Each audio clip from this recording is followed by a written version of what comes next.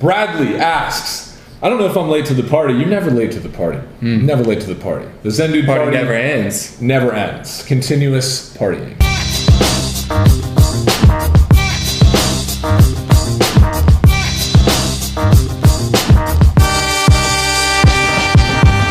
What's up, players? What's going on, ladies and gentlemen? Dan Whitmer, Brandon Epstein of Zen Dude Fitness, and welcome back to episode 4 of the Ask the Zen Dude show. You ask the questions, and we answer 70 to 75% of them. We would answer them all, but you guys ask us a lot, so we gotta limit it, you know? You like my hat? Yeah, dude, I saw that. It's pretty dope. Yeah, To Live and Die in LA was written by me. You got it when you're in LA, huh?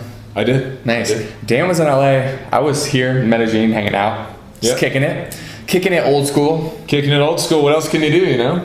Kicking new school. Ooh, yo, you can though. Man, Matthew Javier asks, is an endomorph, oh, this is a good one. An endomorph a heavy mesomorph and an ectomorph a skinny mesomorph? All right, my dude. Very simply put, I guess the answer is no. There's Correct. 3 different categories. So if you are an endomorph, you're someone who's just born with like a naturally bigger bone structure, like maybe you have wider hips, things of that sort, and you also are probably hormonally just, you have the genetics that are gonna make it more easy for you to put on weight. Versus like a mesomorph is someone who has naturally more of a fit body. It's someone who like, probably when they're a young kid, right? When they're like 10 years old, they had like visible abs. It's just a different type of body. You and me are mesomorphs. Like we're that middle. No, but we're like that middle build of like we were never like big. We were like big frame guys in like a mesomorph body. Yeah. That's exactly what Matt's asking is, can two people there could be 2 people that look like an endomorph, but one could actually be a true endomorph with a bigger bone structure and whose genetics he has a predisposition to be an endomorph, whereas a heavy mesomorph could just be a super fit mesomorph who just eats a ton of food and therefore looks like an endomorph. Mm-hmm. So there is a distinction between the 3, but yes, 2 people could look exactly the same and be a totally different body type. But it is not an excuse to say you're a certain body type, so you have to look a certain way. Yeah. Because we also know that even if your natural homeostasis is to like put on more weight, like you're just someone who easily puts weight on, you can dial in what you're eating, you can dial in the amount of movement you do, and reprogram your homeostasis so you actually can live in a lower body fat percentage. It's possible. You sure can. Tanvir asks, travel the world but only stay in one country for 2 days, or travel to a new country once every 3 years? Brandon, go. So I would rather live one place for 3 years at a time, because I think if I was going to be traveling for a new country every 2 days, like you can't really have the experience of living somewhere. I've been in Colombia for almost 2 years, and I feel like now I'm really grasping what this country's about, but yeah, 2 days is just not possible. I gotta agree with you there, man. I'm all about quality over quantity. I'd pick the 3 years. Great question. Harry Roberts asks, can you show us some dance moves, Dan? Dan, go. Yeah, I could show you guys some dance moves. Just go to my Instagram. I post a new dance video every day. By the way, the reason I do that is because that actually has forced me to get better. And it's not because I don't know what it could lead to, but the point is I'm doing something I love outside of just Zen Dude Fitness every single day. And so if you have some kind of passion that you're looking to push forward a little bit, make a video of it every day and post it. Next, Harry asks, Brandon, when is your boxing fight going to be, and can we see videos of you training? I box myself. All right, Harry. Shoot. All right, Harry. My dude. Dude, it really depends. I want to go all in on focus on a fight if I'm going to do it, which means I need to spend my whole day watching YouTube videos of fights and doing the morning and evening workouts. Right now I'm just doing the evening workouts, which are still 2 hours, but I'm not doing everything I can do. And so if I do something, I'm gonna go all in. So I might push the fight 3 months. It might even be 6 months. It really depends on when I'm completely clear and ready to go all in. And yeah, for sure, man, I will start posting some videos on my Instagram as well, just so I can track my progress, so you can check it out as well. And Orchard, and what's going on? Anne says, I have visited with you guys in the past about burning myself out last winter. I 100% love getting up early in the morning to do my workouts and work my way through the dojo rankings. Unfortunately, I burnt myself out. Working outside all day, every day, plus getting up extra early, plus kids, in the evenings, etc., was too much, and I sacrificed myself and my workouts, and I really haven't gotten it back due to excuses and the fear of doing it all over again. Knowing my background, what do you guys recommend to help me get back to it without the burnout factor? Super important, Brandon. I would say find a way to make that movement fun. And honestly, if it's not jump rope, that's completely cool too. But find a way to make like some kind of movement of your body like afterwards fun. And honestly, think about this as well. Like, yes, it's good to do other forms of exercise, but if you're doing manual labor all day as well, you really just have to dial in your nutrition. You're gonna get any physique results you want. So that's my answer. I was literally going to say the same exact thing as Brandon said at the end. If you're that busy and you have that much movement already involved in your schedule, take a stab at what's going to be the biggest win. The biggest contributing factor to how you're going to look and feel is your nutrition. So concentrate mostly on that, because then you won't have the burnout factor and you'll work out when you want to and you can enjoy it. Olivier, what's up, my dude? He's super active in here, man. Regarding macronutrients, not sure to understand if I should meet it or start under the amount. For instance, 75 grams of fat per day. Should I start under that or at least get to 75? Great question. My dude, we're gonna ask you to try to get within like a few grams, and try to actually hit it. 5 Gs. Within 5 Gs, because we understand that it's hard to be exactly perfect, but if you can get within 5 grams of whatever macronutrient the calculator told you to do, you're gonna be awesome. And then going forward in the future, if you need to adjust those macronutrients and maybe like decrease them, you can do that. But think about it, if you start by decreasing them a bunch in the beginning, you have nowhere to go below that. You can't cut more. So hit the numbers that the calculator gives you, go from there. Also, everything Brandon just said, except to add to that, don't stress out about it. Like, just get within the ranges, and trust me, if you do anything within those ranges over a consistent period of time, you're gonna look awesome. Andrew Joseph asks, how did you escape the corporate grind and transition into what you're doing now? I too find my current corporate position extremely unfulfilling and feel like I'm not living life to the fullest. Only issue is figuring out my purpose. Ooh, this is chock full of good stuff. Hit him, Dan. All right, well, I think Andrew's directing this at me because I was the one with the corporate grind before we started Zen Dude Fitness. And to address the first part about the transition, the biggest thing that I can tell you is you have to just do it. Like, I'm a huge, I know Brennan's the same way, we're burn the ships guys. None of this bullshit like, oh yeah, like I think I might want to do this. Like, yo, if you want to change your life, do it. Like burn the ships. Like, I didn't go back, like I had a little bit of a safety cushion because I saved up money. But at the same time, like I never would have gotten to be where we are right now had I tried to do this part-time and not just went all in on it. The second part of that really, really quick, he says at the end, the only issue is figuring out, well, I want to address two things.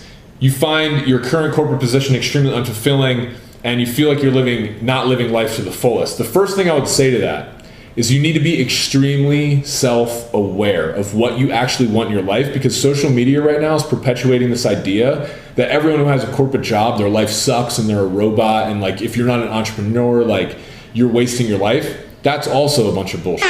There are plenty of people who have corporate jobs, make great money, and have a great life and still follow their dreams in other ways. So if that's the case for you, don't get down on yourself because you think you have to because of your corporate grind. And lastly, very fast, the only issue is figuring out your purpose. Dude, the one thing I want to say about this is don't be one of those people who says, when that thing finds me, you have to ask yourself the question all the time until you figure out like, oh yeah, that's actually what I really, really love.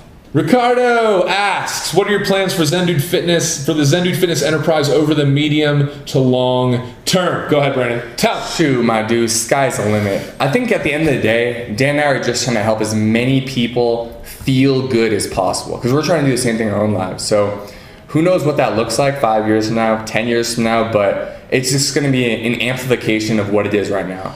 That's exactly right. So like, just to add to that, I would say in doing so, that probably means like we want to have a legitimate TV show that a lot of people are subscribed to, and they not only come to and get entertained, but they can also get lean, they can get information about alternative forms of fitness, obviously the jump rope.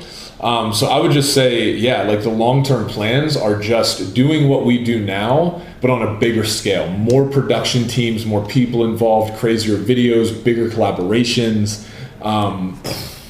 Bombs. Shweta asks, since when does the body start showing results?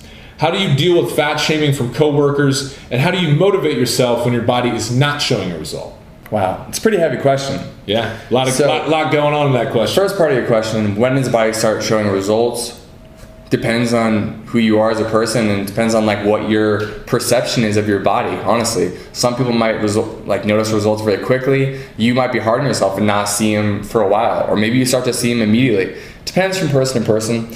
Regarding the second part of your question, how to deal with fat shaming from coworkers, how to motivate yourself. Okay, how to deal with fat shaming.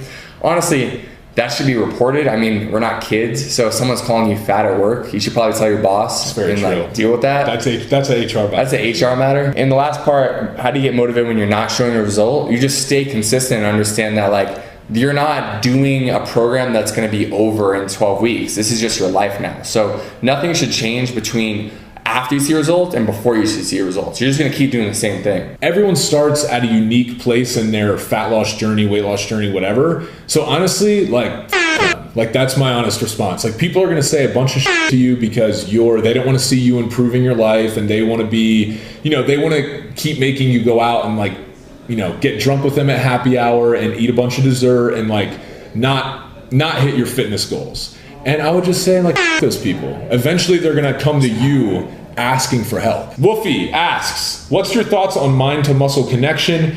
Is there any truth in this? Thanks, guys. Wolfie, we love you, my dude. Before we do that, let's shout out some sponsors. Dude. Oh, hell yeah. Let's shout them out. Wolfie, that's actually a question I'm super pumped on because I believe there's a very strong muscle-mind connection, but let's give some love to... You pumped about this? Oh, yeah. Sailor. Naughty Sailor, and you get your mustache here if you want to. Oh, no way! As usual, Athletic Greens, they're the homies that have the 3 supplements we take: protein, BCAAs, and green juice. You can find the link in the description below. And of course, Crossrope, the only jump rope we use, the only jump rope we need. Also linked in the description below. It's the best, most durable one. 10% off, most durable jump rope on the market. This right here is the agility set. This is like the regular jump rope we use in most of our workouts, but they also have heavier ropes and lighter ropes for different intensities and, just to mix up your workout a little bit. So listen, if you're thinking about getting a protein, you want one recommended. We honestly believe this is the best. BCAAs, I know some are really shitty. This one's like just a pretty good high quality one, but there's other high quality ones. This one we use. Green juice, that is the best green juice we found on the market. Correct. Yo man, should I answer Wolfie's question now? Yes. What's your thoughts on mind to muscle connection? Is there any truth in this? Thanks, guys.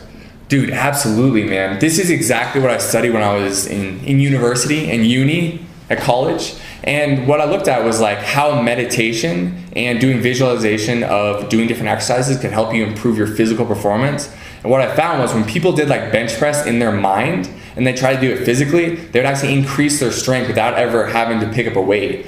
Super insane, but it exists. The mind is very powerful. In the words of Arnold Schwarzenegger, the mind creates the body. Oh, dude, good one, B. Yeah. Bradley asks, I don't know if I'm late to the party. You're never late to the party. Never late to the party. The Zen Dude party never ends. Never ends. Continuous partying. Bradley asks, but do you guys have a Zen Dude 30-minute stretch routine? And if not, do you plan on making one? First of all, my dude. Oh yeah, Brandon, go. Yo, we have the jump rope for injury video, which has some stretches in it, so you can check that out. We also did some workouts a while back. We can link them to some of those right now. Yep. That we did some warm down or cool down. Some stretching in another workout. So we'll link you to those, but we haven't done any like long form stretching videos, but we could maybe do that. We can do a stretching series. Caesar asks, is it completely necessary to get your fiber every single day? I mean, is there any problem if I don't get it a day or two a week?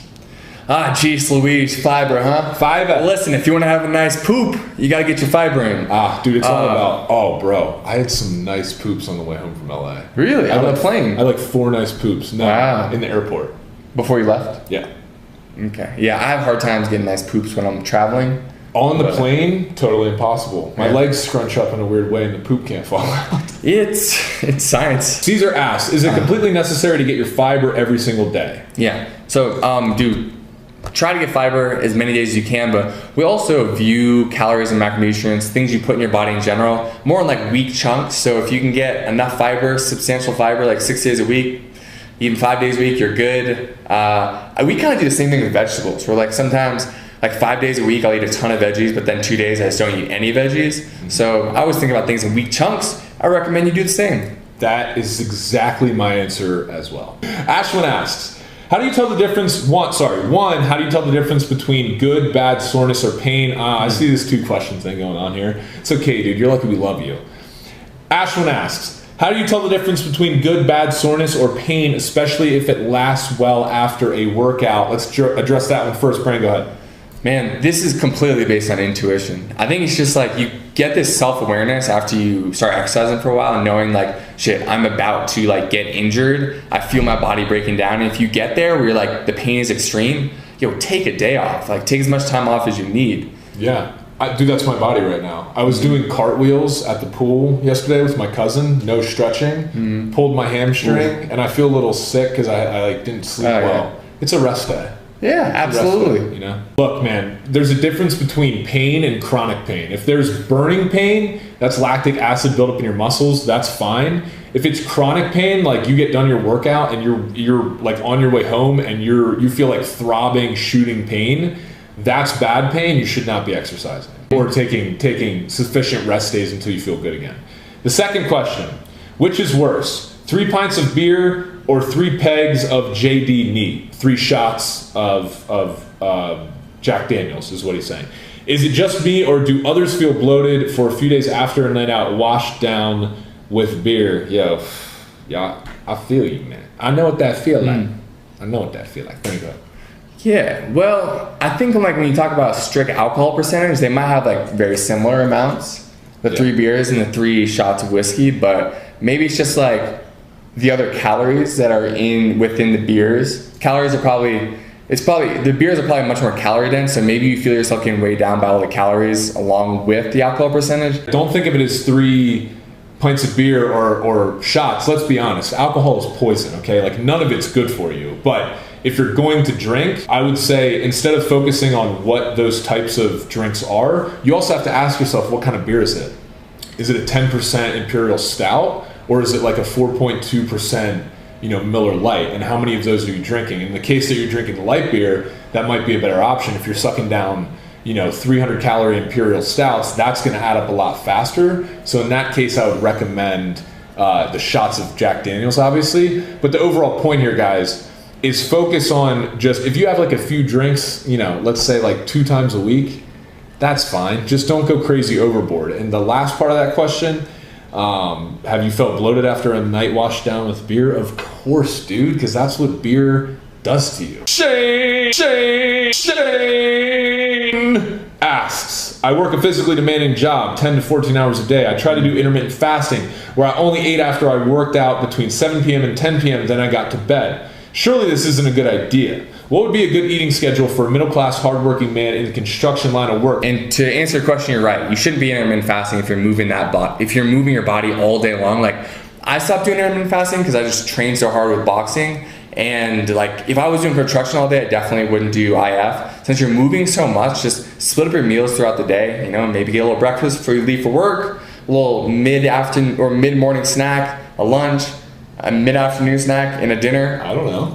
But at the end of the day, like, be conscious of how many total calories and macronutrients you're consuming, because if you are eating too much during those meals, you're going to end up overeating. You gotta still follow the rules even though you're eating more meals. Guys, fasting is it's like a subcategory of you. The most important thing is hitting your calories and macronutrients. In terms of how you look, the amount of calories and macronutrients you eat are going to control how you look. Intermittent fasting is just like this little subset of that can add an additional fat burn, but don't think that you can just intermittent fast and then eat 10,000 calories and you'll be fine. Metabolism is a term that is used to describe all chemical reactions involved in maintaining the living state of cells and the organism. I did not read that off my computer. It's right there. Yeah, he's Photogenic memory. Yeah, I was just looking down. Photographic memory. I was just looking down. Photo. Next question.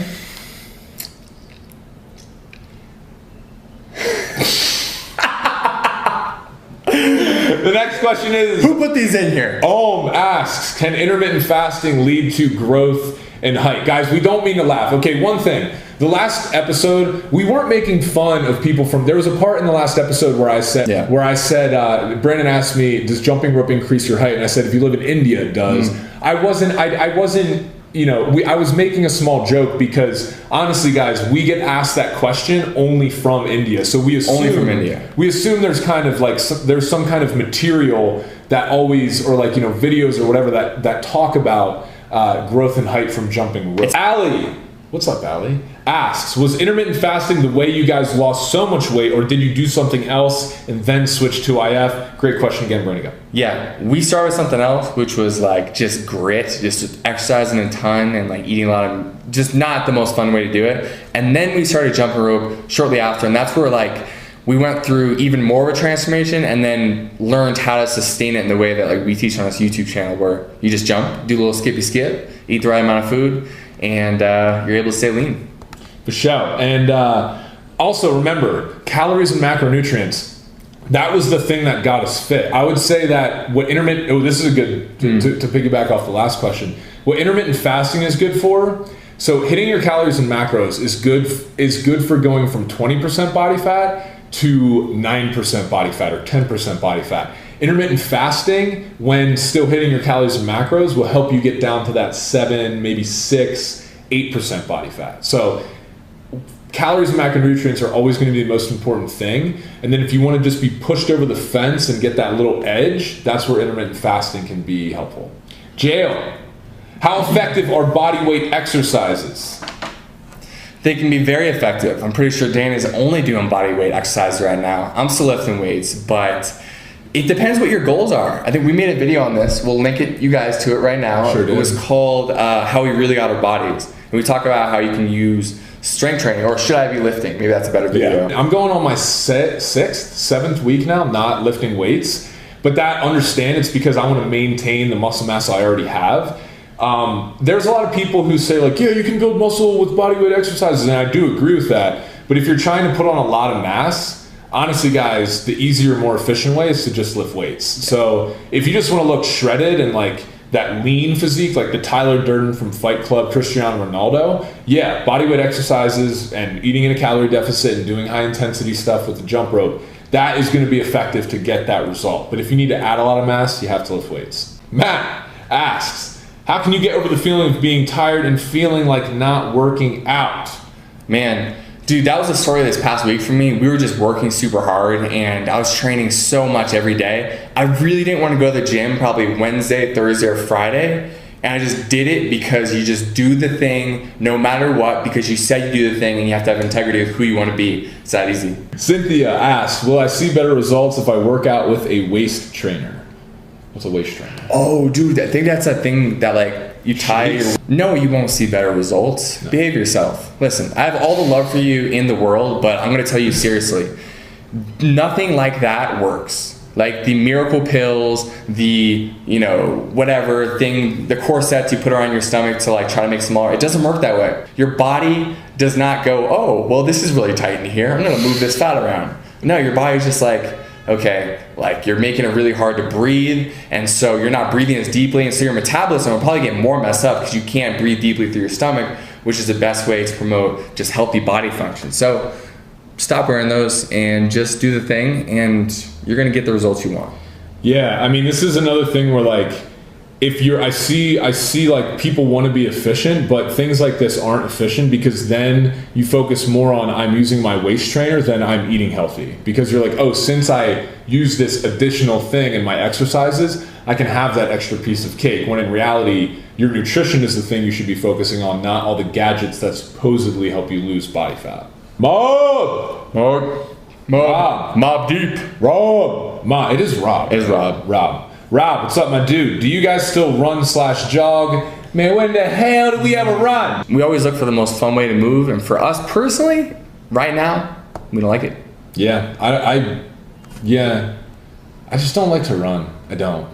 like short distances or sprints, but yeah, jump rope is the thing. Like that's why we're here. Like jump rope was like, that's it. Vishal asks, I am finding intermittent fasting, a lot of questions on intermittent fasting today. I'm finding intermittent fasting very difficult as I love eating breakfast and skipping one makes me feel irritated all day. Can I skip any other meal of the day? Like for example, I'm cool with skipping lunch. Will such type of fast do the trick or will it be ineffective? First of all, that's not a fast. That is not a fast. So what you're just doing is eating a big breakfast and a big dinner. The point of the fast is to spread out at least 16 hours of time where you're not consuming any food. So what you're doing is just eating less meals. You're just removing a meal. Now you can remove dinner and this would serve the same purpose. You could have breakfast and lunch or just eat lunch and dinner. Basically what you're trying to do is just spread the time out where you're not eating, and it sounds like what you're doing is not bad, so it's not gonna be effective. And secondly, the only reason your body's feeling irritated is because you've been feeding it the body responds to whatever consistent inputs you give it. So if you've been eating 3 meals a day for 10 years, yes, when you start skipping that first meal, your body's going to be like, dude, like I thought we were eating. That's like what we do.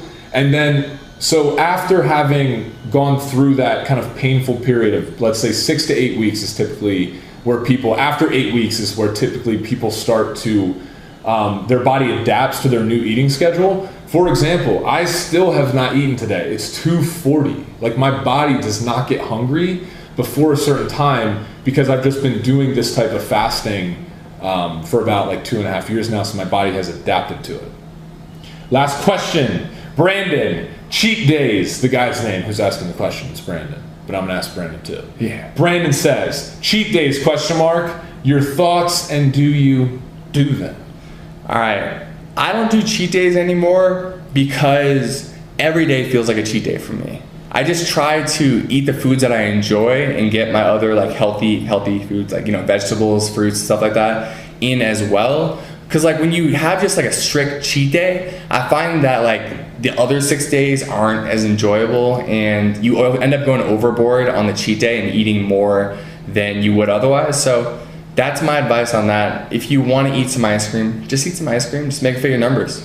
Yeah, the interesting thing about cheat days that I kind of found in my own life is that cheat days scientifically, like they, or let's call them refeed days, they do make sense. If you're eating in a calorie deficit, you can indulge a little bit and eat over your, you can eat in a caloric surplus and have some of that food be indulgent once a week. The problem I found with cheat days is you have to know yourself, and I'm someone that if you give me one cheat day a week, I'm gonna go insane and wreck some of the progress that I probably made that week. Like, so I have to be able to eat chocolate 5 days a week, but a very small amount. And that works a lot better because then you enjoy every day, and 6 days out of your week aren't spent thinking like, dude, this sucks. I can't wait till Sunday comes around and I can be a fat, lazy pig and eat 3 pizzas. Yeah, that's a great point. And I didn't see the beginning. The first question was, what do we think about cheat days in general? You did a good job answering that. And I piggyback on that again. It's just saying, cheat days are effective. If you're eating a constant calorie deficit and then you pick a day of the week to eat in a calorie surplus, like scientifically that should help speed up your metabolism because what you're essentially doing is helping your body increase your leptin levels, which is the hormone that basically controls your metabolism. So it can be very effective. We just don't do it for our personal lives right now because one, behaviorally, it just doesn't fit our lifestyles and like who we are, and two, it's just not necessary. So the way I see it, guys, too, is like the weekend. Think about this: you're hanging out with your buddies, you're hanging out with girls, you're doing something that. You only have 2 of those days per weekend. Do you really want to spend one of those days just feeling extremely bloated and like stuffing your face? That's what I used to do. I would waste one of the whole weekend days. That's so true. Just sitting on my couch, man. It was terrible. Thank you for tuning in, ladies and gentlemen, to another episode of Ask the Zen Dudes. If you guys like this and you want more of these, then just go ahead and give us a thumbs up below, followed by a subscribe. Again, thank you, awesome community, for continuing to grow this revolution of getting lean, fit, and happy with the jump rope and your body. Yeah, and we're gonna go ahead and throw up the playlist with the other Ask the Zen Dude episodes. So if you haven't seen one, check it out. I think we're always gonna go back in and put the next week's one as well. So if you're watching this as an older episode, we should have the next episode linked right on top of my face right now.